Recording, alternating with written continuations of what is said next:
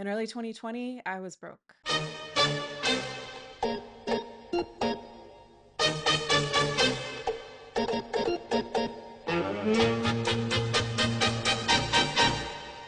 Within 24 hours of asking for help through Seeds, a bunch of generous people gave me the funds I needed to avoid homelessness. Then, cryptocurrency went way up. This was after the third Bitcoin halving in May of 2020. The fourth Bitcoin halving just happened in April of 2024. And suddenly I could afford to move out of my studio and into a 3-bedroom, 3-bathroom, 1924 Hollywood Hills estate. Just me and my puppy. This is my new home that I can only afford because of cryptocurrency. This is inside the courtyard. House is like 100 years old. Outdoor fireplace, some pool. The fireplace works, so I think it's gonna be so fun to set up a sitting area. Here's a bar and barbecue, pergola, cozy kitchen. Gotta figure out how to set up this room. Here's the main entrance and this other beautiful room with a fireplace. Cool old stairs. Beautiful old vanity and stained glass window. This bedroom overlooks the fireplace and the pool. Here's the terrace, which also overlooks the pool. This pup lived on the streets, then at the shelter, and got returned by other people 3 times. No, he chillin' poolside. On move-in day, I found out that the tenant immediately before me was this person, and that she'd moved in after divorcing this person. And the neighbors told me that while living there, she dated this person. That was really weird energy to come into in a home in general, especially after so recently being so broke. Cryptocurrency continued to go up a ton through 2021, and Seeds was able to help many people in need. And I found myself wondering, like, why am I even living in this house? Once I'd kind of gotten a taste of what it was like to live a fancier life, I pretty quickly realized that I should go. So I bought a little over an acre of vacant land in a small town in western Massachusetts, using some of my cryptocurrency profits. The town is really friendly and progressive and walkable, which I feel is so hard to find in the United States. There's a beautiful bridge of flowers that used to be a trolley bridge, and not 1, not 2, but literally 3 bookstores that I can walk to from my house. So yeah, then about the house. I wanted to do literally the opposite of what I'd been doing in California. So I found a company out of Canada that makes kits for off-grid wooden tiny houses that you can then build yourself. And I managed to get the tiny house almost entirely for free because of free cryptocurrency rewards I received as a liquidity provider. And I'll explain exactly how to do that in a bit so that you can benefit from it too. The company let me pay for the house itself in Bitcoin, which means they have way more in profits now as well.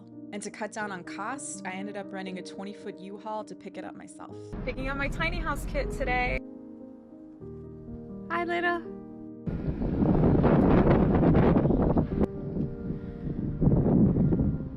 Hello. Ah, hi! Backing in with this puppy. Just unwrapping it to pack it up. We're back in the US and I'm just gonna drive until I get too tired, see how far I can make it today.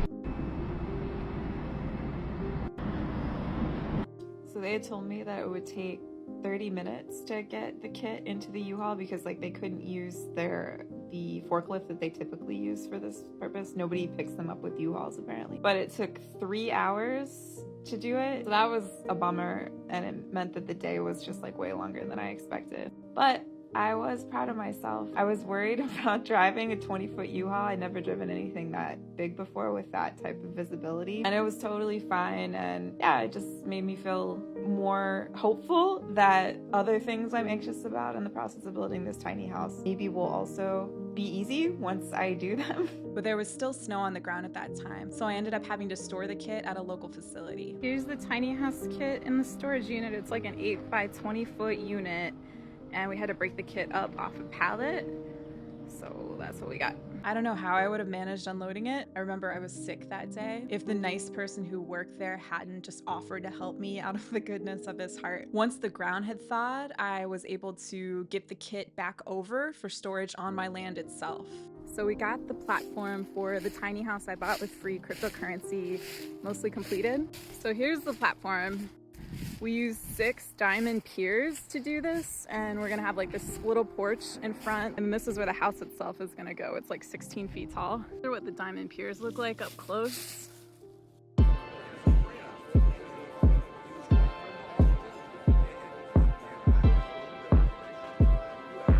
Making progress on the tiny house.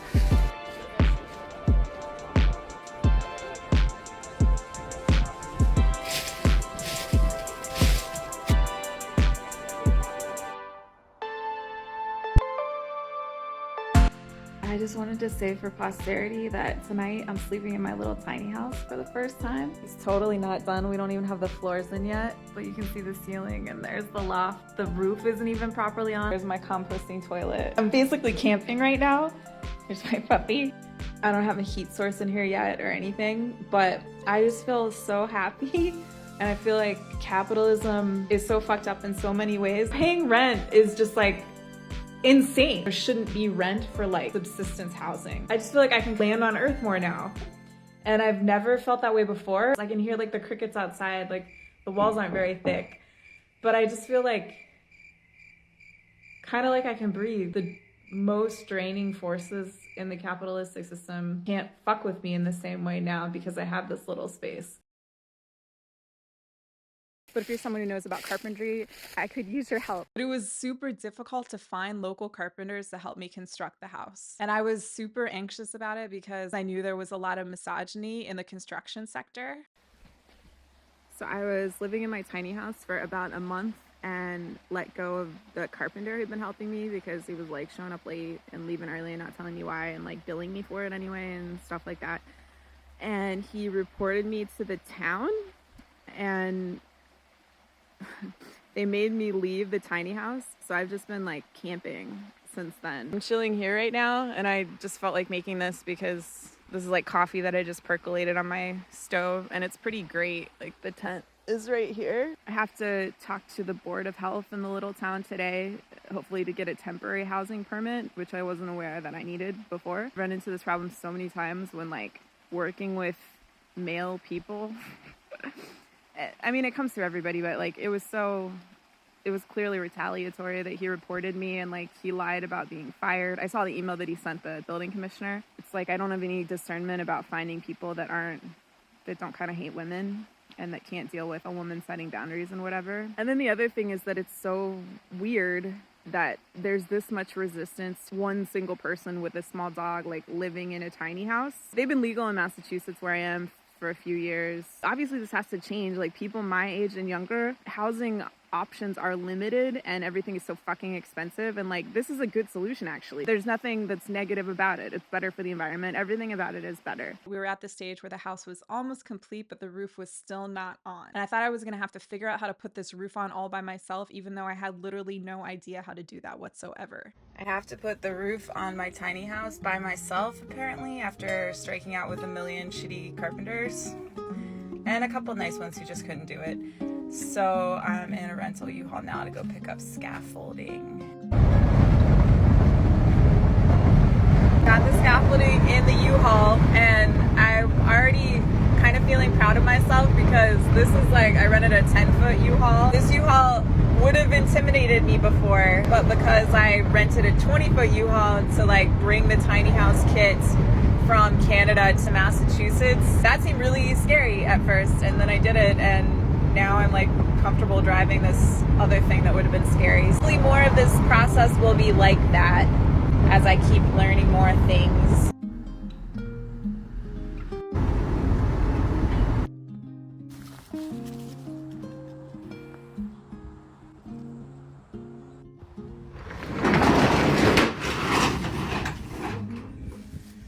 Here's the scaffolding. Gotta take it over there. This is another one of those things about like not having any help. Like moving this would be so much faster if I had like one other person to help me, right? But I have to do it by myself.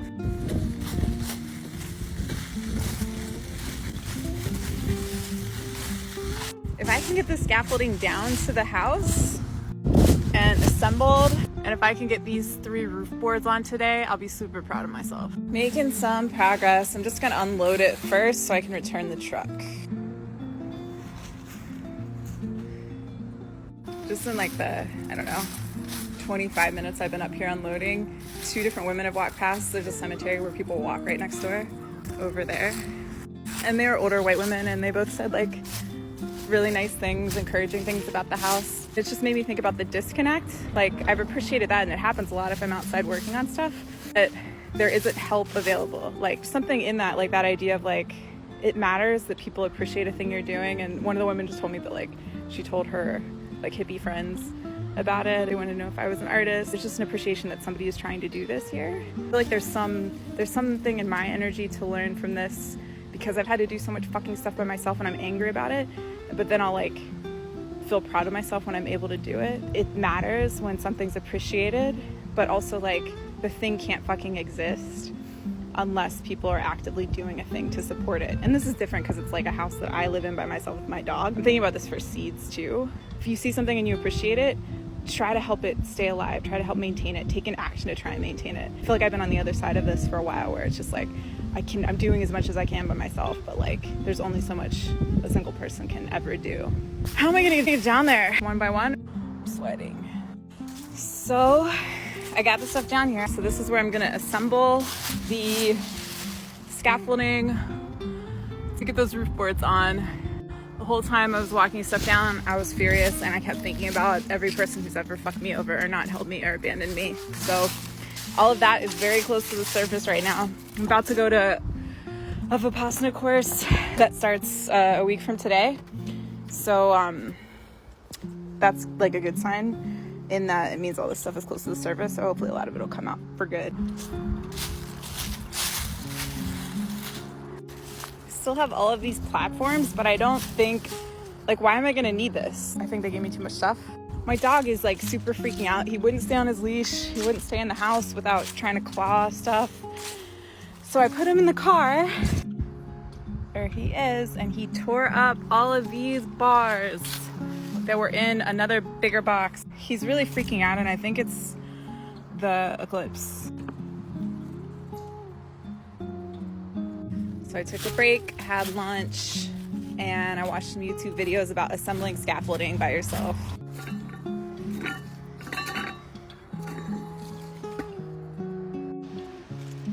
So not remotely level. I'm starting to shift from being furious about everything to like getting that dopamine hit when I've like made a little bit of progress. 2 stories. It was kind of hard to get that second level up. How am I gonna get the third? Because I need one more platform to be able to reach up there. So I gotta get my impact driver, change the whatever the hell these things are called, drill bit. Now I have to find the 3 roof boards and hope that they're dry enough, which I think they should be. They're in this pile. That's wet as fuck. All these pieces of wood were labeled, so I have to find 3 D6s, which are the roof boards. It's starting to get kind of dark though. I found 4 D6s that I think are in passable enough condition, because beggars can't be choosers at this point. I'm like lifting these up from the first platform and just like winding around and put them up here before I climb the ladder up. Sun is setting over the horizon. There's a cemetery. You can't see them now, but I found a bunch of mice that made a nest up here. I could hear them like in my loft when I'm sleeping, and I thought it was birds. Mice are a much bigger problem, so this really needs to come off this tarp. I forgot the screws. Fuck. Something else about me is that I'm pretty scared of heights. I got the screws. So these are tongue and groove, so they should fit together. But these ones that are up here, look how different the color is because they've already gotten so weathered because the tarp was on in a shitty way. It's like not fitting because they're too warped.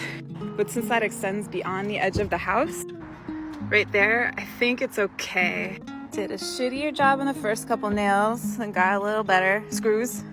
The tongue and groove is just not going together up there, and I think maybe I do have to put another tier on the scaffolding to get up there and try to do my best to make it fit, but they're warped because they've been wet. Last one. Yeah, they're just not going together up there. Check out that gap at the peak. But a metal roof is gonna go over it, so I'm just gonna own the shittiness. I don't think there's anything I can do because they're too warped. Far from perfect, but definite improvement. I woke up just feeling super overwhelmed with the amount of work that needs to be done on the roof and with the fact that I had to do it all by myself. I'm gonna rest, I'll have coffee, and if I can get started on the underlayment today, that'd be pretty good. I tried to move the scaffolding and realized it's gonna be, I'd have to disassemble it. It's just too much for me to do by myself. but I realized I had these extra materials. So I just started assembling the rest of the scaffolding on the other side of the house over here. And the most annoying thing has been getting it level enough. But that was easier than disassembling, moving, and reassembling. So I'm glad I had that extra material. This is kind of the hardest part of this process because I have to take this bar and get it up here and then jump up and like set it up into these corners by myself. Got the scaffolding assembled enough. Got 2 platforms and it goes like right up to the roof. My 2 scaffolding setups, y'all. It's gonna be such a pain in the ass to tear them down. I was just thinking I might like go beg strangers in the town to help me because it's just gonna be, it's gonna be a pain. But whatever, I'll cross that bridge when I come to it. This is one of the underlayment boxes I got. I wanted to hoist it up there and take my impact driver to remove the, where the tarp is screwed in and try to start laying this.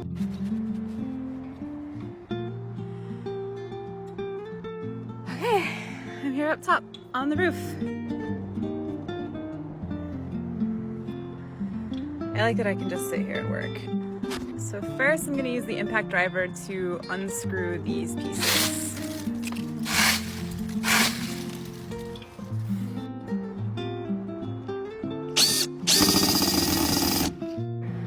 Check out the damage underneath. I think the holes are in the tarp, in part because of the mice that were living up here. This is probably dumb and just me wanting to feel like I'm making progress. But since it's gonna, I'm either gonna have to move the scaffolding to get the ends, or I guess I'll just have to actually get up on the roof. Fuck, I don't know. Or maybe I'll get braver with a ladder now that I'm building more confidence. But I'm literally thinking I might just try to put the fucking chunk of underlayment that I have on here, in the area that I can reach. Because the thing is, I think I have to get the first row of underlayment down and then put a 16-foot long 2x4 on here because the roof is 16 feet long, so that I can then step onto the roof on that 2x4 to do more shit, which sounds scary, but hopefully it'll seem less scary as I get closer to that. I'm gonna go this direction because the wood is drier. Got it on a bunch of YouTube videos said to use these fucking special roofing nails, but the roof boards are so thin that I didn't see any options that looked like they wouldn't go through the roof board, which I don't want. So I'm just gonna try to stick it for now. Okay, I got a strip on. That ain't nothing. I think that's fairly okay. That end is scary though. How the fuck am I gonna do that? I can do more this direction though to start. I don't feel proud of myself per se at this moment, but I do understand intellectually that this would have seemed really fucking hard, and what I've done already seemed really, really insurmountable a very short time ago. So it's a good lesson in just trying stuff and surprising yourself regarding what you can do. I feel like the biggest challenge now that I'm trying stuff and gaining confidence that I have the ability to do this, my tiredness is maybe the biggest issue. I've had all these stupid health problems for a while, and my energy has been shitty for a few years now.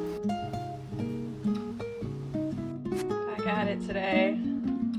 I realized it actually was possible to move one of the scaffolding setups. Just took off the platforms in the middle and then I scooched it up here. So it's almost on the corner here.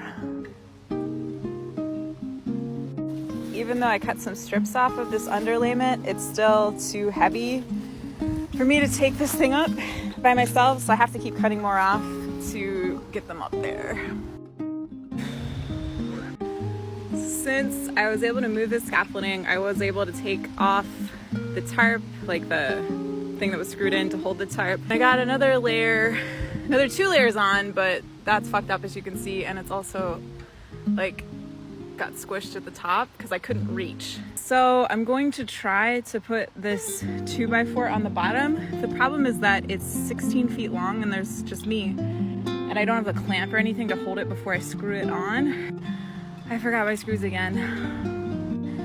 Maybe I'll just put another section of underlayment on then first. It's only gonna be 3 tiers. One more will get me to the top. I've got the 16-foot 2x4 up here, and that board that's still screwed on at the end is helping a little bit. I started a couple screws here so I can screw it in, but I mean, I don't know how. I don't think I can hold this by myself. Y'all, I got it on. I don't even know how I managed that. It looks like it's pretty much where it needs to be. So I'll just further secure it and then I'll try to use it to climb up the roof to get to the top. All right, I got it screwed on. It still doesn't feel sturdy enough for me. Okay, so I just cut a smaller section and I got a little bit here to fix that gap that was messed up. I put the smaller section on. It's not perfect, but I'll keep trying to fix it. But I just can't reach from here. It's 8 feet up to the peak. So even when I'm like 5.5 feet tall, so I can't get up there. So I think what I'll do before I try to move the other scaffolding, because that seems like the most labor intensive thing to do and it will make me the most tired, is I'm gonna go ahead and get the insulation, because the insulation is 4 feet across and it's meant to sit next to the 2x4. So I'm just gonna sit a piece of it in here so I can see where the next 2x4 should go. Then I'll screw in the next 2x4 and hopefully that'll function as a sort of ladder for me so that I can get up to the top and finish the underlayment. Here are the insulation sheets. They're 4x8. So that means that 2 should sit end to end on the 16-foot length of the roof. I'm already thinking though, like 4 feet's too big of a gap on a ladder. I'm not gonna be able to get up to the next step with this in there. I'm gonna get creative to like shut this stupid thing up here. Y'all, look at this! My roof has insulation. Yay! This is also making me realize that I need to rethink how I'm laying the insulation. It probably makes more sense to do it like lengthwise, right? Because the roof is only 8 feet to the peak, so this is already too long because it's 4x8, so I'm gonna need to get like a hook knife or something to cut it. Maybe I should just get like scrap wood, little 2x4 pieces of scrap wood, and make myself some stairs and then like remove them, I guess. So I'm gonna use the scrap pieces that I threw on the ground that were on the roof before, like that one, to make the little stairs. All right, I built 2 little steps and I was able to reach the top to take more of the tarp off, so hopefully I can get this underlayment finished on this side. Sweating again. So I got that little section done in the corner. I wish I had a setup so I could have shown you like as I actually did it, but so it goes. I'm finding that I can really like lie down on the roof as I'm sliding down too, so that's kind of reassuring. It makes it feel less scary. Just reflecting on how like I think I'm in a good mood now, and I was so furious 2 days ago when I had to start this project all by myself, and that just feels good that I like moved through those emotions quickly. It's still fucked up, and I think it has a lot to do with that the energies in the world that don't support the feminine enough in a million different manifestations in humans of all genders. But I think I released a lot of my rage about that, and that's huge, because when that energy goes away and I'm no longer furious about it, I'm going to be a lot more effective, I think, like in terms of my life's mission. I just realized I could move my little steps, these little guys, and I could scooch them down, and if I'm not too scared, I could do that instead of having to go through all the work of moving the scaffolding. This underlayment roll is light enough now that I think I can carry it up there instead of cutting off more pieces. So I've been moving my little steps, and as I move them, obviously there are screw holes, so I'm covering it with little strips of the underlayment. I have moved my steps over a couple of times, managed to get over there, which is past the edge of the scaffolding, and I cut off the rest of the tarp. I think maybe I should move the scaffolding over a few feet now, and then I could finish this side today. But I was also thinking I could just climb up and maybe even do the first row on the other side and save myself some trouble on the other side, because it's taller over there as well. So I would need to put like another tier on the scaffolding, which will be hard / possibly impossible to do by myself.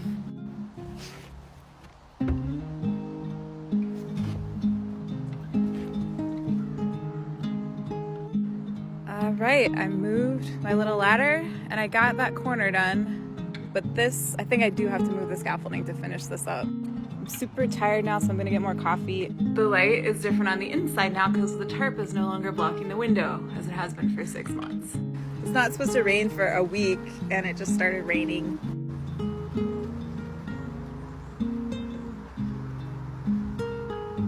right, I was able to drag it over a lot closer. It helped because this is on a slope, so it wasn't as hard as I was worried it might be. I had the energies, so I partially disassembled the scaffolding to make it easier to move tomorrow. So I got the underlayment done on this entire side and some of the top row on the other side as well. I remember I felt like so abandoned during that phase because I have a lot of wounding surrounding not having the support that I need in this world and the feminine in general not being supported in the way that it deserves. So I know this was helping me work through that.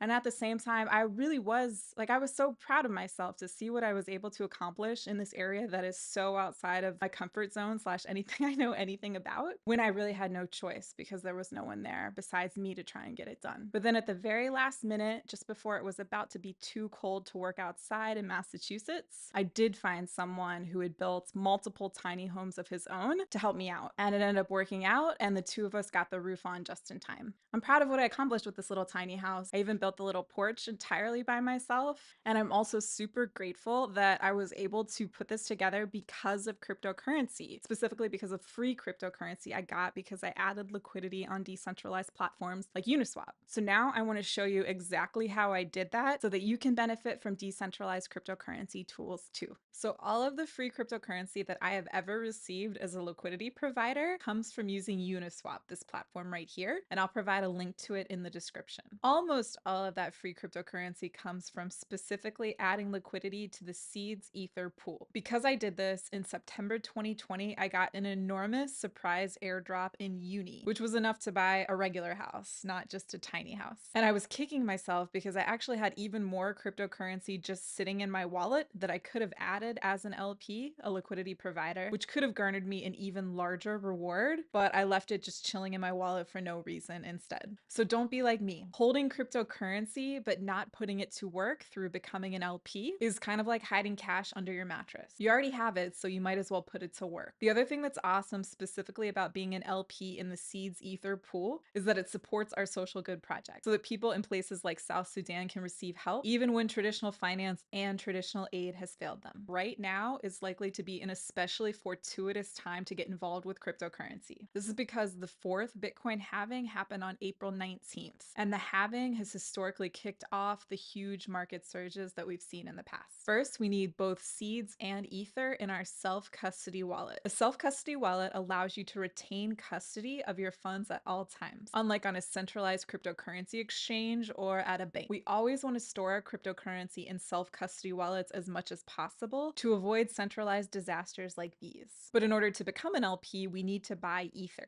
And to do that, we're almost certainly going to use a centralized exchange because centralized exchanges permit us to buy cryptocurrency with fiat currency like the US dollar. I typically use the Gemini centralized exchange because it's arguably the least worst, but none of them are good. I'll put a link to Gemini's platform in the description, which will get you and Seeds a little free cryptocurrency. When we buy on Gemini or on any centralized platform, we want to use the active trader or pro interface or its equivalent if they have one, because fees will be significantly cheaper. Once we've purchased the ether there, we can then transfer it to our self-custody wallet. I'm going to use the MetaMask self-custody wallet tool here because I've used it for years without issue, and it has a Chrome web browser plugin, which makes using it convenient on my laptop.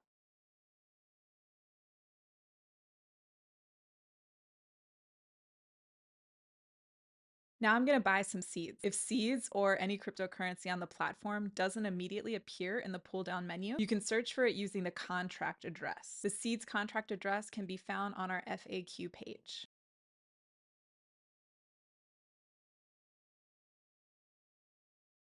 Keep in mind that we have to pay a fee to become liquidity providers, and that rewards will almost certainly be larger if we're staking bigger amounts of cryptocurrency. Okay, so now that I have both seeds and ether in my self-custody wallet, I'll create a new position.